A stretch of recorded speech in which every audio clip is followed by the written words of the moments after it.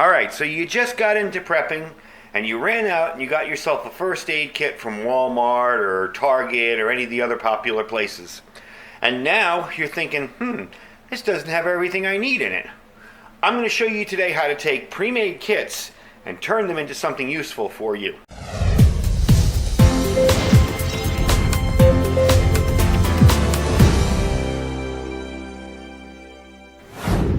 Alright, as I said in the intro, you've gone out, you bought yourself a first aid kit, you might be new to prepping, you might be wanting a kit for your bug out bag, whatever.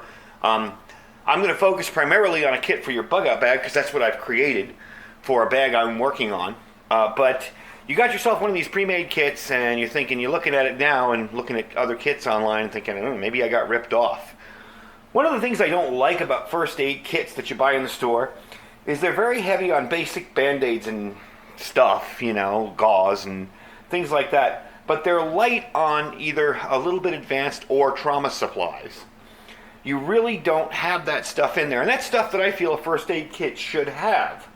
Really, they're just glorified medicine cabinets. If you want a real medical kit for survival, you might as well just, take the stuff that you find useful inside those kits and build out a kit. So the first thing I tell people to do is if you've got a first aid kit that you've already bought at the store, I've done some reviews on them. Adventure Medical Kit sells them, the little plastic kind of handled ones. The first thing you're going to want to do is go through that kit, throw out the package it came in, or the box or whatever, and find yourself something a little bit bigger that can hold your supplies, plus what you're going to put in there, plus stuff from the kit. So if you have a pre-made kit, all is not lost, okay? There's lots of useful stuff in these types of kits. Even this one that was just basically a first aid, bunch of first aid gauze in a can, There's some useful stuff in these kind of kits that you can buy, and you can kind of expand or stretch out your own personal medical kit. Now in the back there you'll see a little roll-up, and basically what I'm going to do is I'm going to tear apart this kit today, and we're going to look in here and see if there's anything I need to put in it. You'll see a little roll-up. Now on Amazon there are, tons of these things. They're marketed as roll-up travel bags. Some of them are suit bags. You can buy these, and the reason I have this one, and why I ended up with it, is because I found it in my Goodwill for 75 cents. Now, when it came, it had a hanger inside the top. Now, I'm not going to be hanging this up, all right? In an emergency situation or a trauma situation, this is going to go in kind of my day pack, when I go out foraging around town or whatever. If I'm going to go out and do a video or something in a rough area, I'll bring that. It's not necessarily an overnight pack. It's not a bug out bag. It's more just a kind of urban exploration bag or, rural exploration bag. So, this doesn't have, heavy duty, trauma stuff in it. It's got some good stuff in it, but it's not like, it's not like a blowout kit, say, on your battle belt or, you carry with your gear. So, something like this I found for, like I said, 75 cents in the Goodwill, and it's just a little roll-up. On Amazon, you can find these for 20 bucks, 40 bucks, bigger, smaller, I believe, I think the end of last year, I did a video on my car kit, and my car roll-up in there was a electronics roll-up that I bought from Walmart for like $7. And I put all my gear in that, plus my tourniquet, everything fit in there. So we're going to tear into this, and I'm going to show you how you can take a pre-made kit and turn it into something useful. All right, this particular roll-up didn't come with any kind of Velcro or anything. It did have something here, but it was taken off. So I just used some paracord. I'm going to roll it out here and show you what I got in it. And I hope that's viewable on the camera all the way around. So the first thing I'm going to show you is my little Olight. I did a review on this little guy here about a week ago. This is the i3T EOS. Nice, bright light. Good for a first aid kit. Something I'm going to tell you right off the bat, even if it's just a glow stick, have some kind of light source in a first aid kit you're going to use, especially one you're going to use out in the wilderness, okay? And especially one in a bug out bag. It's going to be really difficult to treat a really bad cut on your finger, say, without being able to see where it's bleeding from. Carry a flashlight or something small. This is perfect for it, actually, and I'll put a link in the description down below where you can pick one of these up. So, as you can tell, this has some BandAids in it. And that's because this isn't only a trauma kit. This isn't a blowout kit you'd carry on a battle belt. This is a real first aid kit, Okay? But I've also added and taken away a few things. Now, if you notice in here, first thing you're going to notice is my Israeli bandage. Okay? The good thing about these is if you've ever taken one apart, you know that they can be used in an emergency situation as sort of a tourniquet. Nowhere near effective as a real tourniquet, but it can stop bleeding pretty well if you had to use it. Of course, I have various different types of Band-Aids. I have some butterfly stitches. If you've ever seen those, they are they almost look like Band-Aids, and they go slim in the middle and wide on the end, and you can kind of close wounds up with them. In here, get yourself a pair of tweezers, folks. I know this isn't the best, but it's small and light. Tweezers come in handy for splinters, for pulling ticks off you, whatever. They're a good way to do it. I'm going to be adding a tick tool to this too, but for the most part, get a pair of tweezers. They're really handy. This is liquid skin. If you can't find liquid skin by you, get a thing of crazy glue.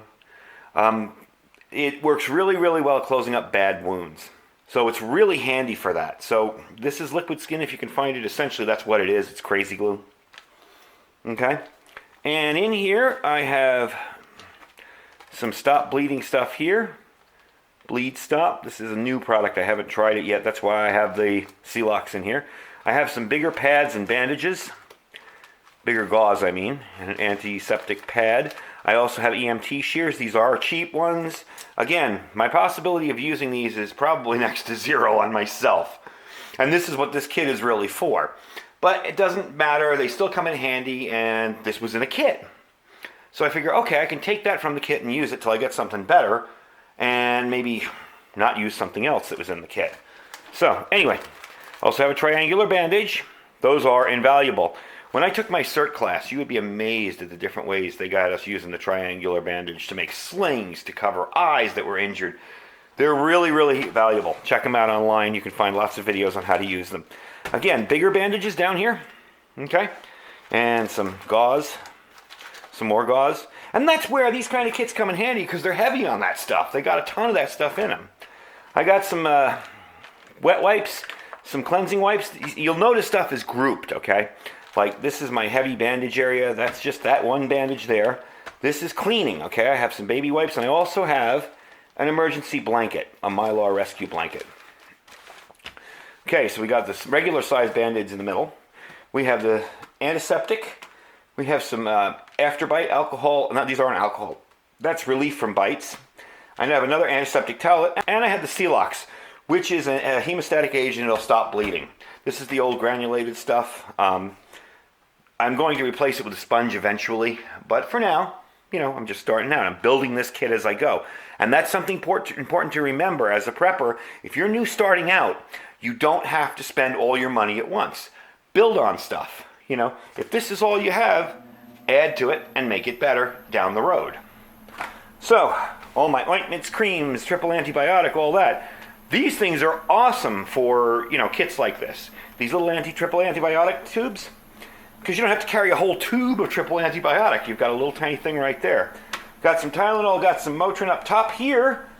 I have my own meds. I have some Rolaids, some stuff for allergies, my wife's antacids, a couple of different pain relievers, over-the-counter stuff, Aleve, I think, some gloves, moleskin, which is handy if you've ever been hiking and you got a nasty little, you know, thing on your foot.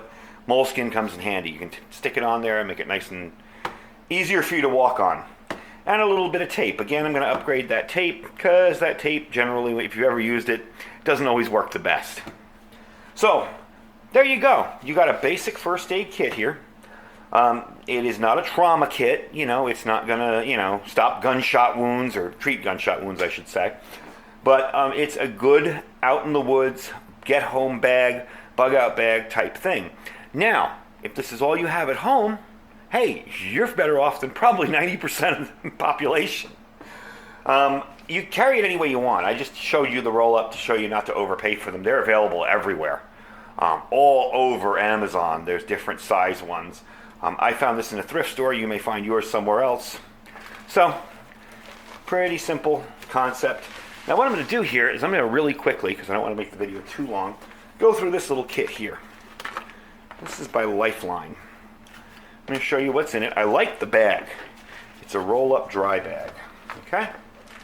So now here's your typical kit. Some gloves. Usefulness? Don't know. Those gloves in there are actually gloves that I used to clean with, so I know they're good. Aspirins, Tylenol, all that kind of stuff, Motrin.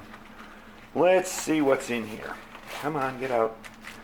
Directions, and again, tons and tons of BandAids and one thing of gauze. This tape. This tape's even worse than that Johnson tape. This stuff never sticks. I've had such problems with that. Let's see. Balms, sunscreen, triple antibiotic, burn cream. Burn cream I'm going to actually put in there because I don't have burn cream in there. And maybe the sunscreen too. You know, I usually carry one in my bags, but can't hurt. Sting relief pad. These are all the wipe pads. You know, those antiseptic wipes, alcohol prep pads. Basically, it's all alcohol prep pads. And I think, let's open it up. I think some of those iodine prep pads. Yeah, BZK, benzene towelettes. So they're for cleaning and prepping injuries. And of course, you've got your roll of gauze. So, I mean, not horrible. Not a horrible kit. I'm actually going to save the bag because I like the bag. That's kind of cool. It's kind of neat to stick on for something else, you know, use it for something totally different. But again, this is kind of stuff that, you know, you can start building your kit with. It doesn't look like a lot, you know. Maybe you're just starting out and that's all you got. Well, that's fine. But then you check out dollar stores. You watch videos on what to put in your kits. And you can learn and you can build out a decent kit like that. If I had this in my house here, this kit right here, and that's all I had, I wouldn't feel too nervous because it's actually a pretty wide-ranging kit. It doesn't have a ton of stuff. Now, I have practically a hospital in my storeroom, you know. I couldn't carry that, you know. So what we're doing is we're trying to balance out the best between light yet effective. So if you're doing some kind of kit for a bag you're going to carry, you're trying to balance that out. If you're doing a kit for home, I mean, I started out my first first aid kit for home in a big toolbox. I still have the toolbox. It's very full, but I still have it. So anyway, that's a quick overview of how to build yourself a decent first aid kit from even some of the pre-made kits, even kits like this, you know. You can start small and kind of make it scalable and build it up, but that's why you want something bigger to put it in, because you want it to be scalable. You want it to go up or down with your needs. And if you're stuck to a bag, you know, if this is all you got, that's all you can put in there. You know, maybe I'd put an Israeli bandage and a tourniquet in here, but that'd be about it. So you want something a little bit bigger than the package you're taking it out of. Anyway, thanks for watching. That's just some ideas I had on using some pre-made stuff to build yourself a nice portable first aid kit. Like I said, this one's going to go in my, you know, my day pack hiking bag. So it's not a bug out or get home bag, but it would definitely come in handy regardless. So anyway, thanks for watching. Don't forget to check out my links down below, my Amazon store and my Thrive Life store. I have to find out if we're having a sale in August. And if we are, I will bring it to you. I do have some videos to show you on some new Thrive Life stuff I got in, so I want to show you the variety of stuff they have. So check that out too. Just click the little see more on the bottom there and you'll see that Thrive Life link. And if you want to be notified every time my videos come out, click the bell on the bottom there. It will send you an email and notify you every time a new video comes up. Anyway, thanks for watching. We'll talk to you guys soon. Bye.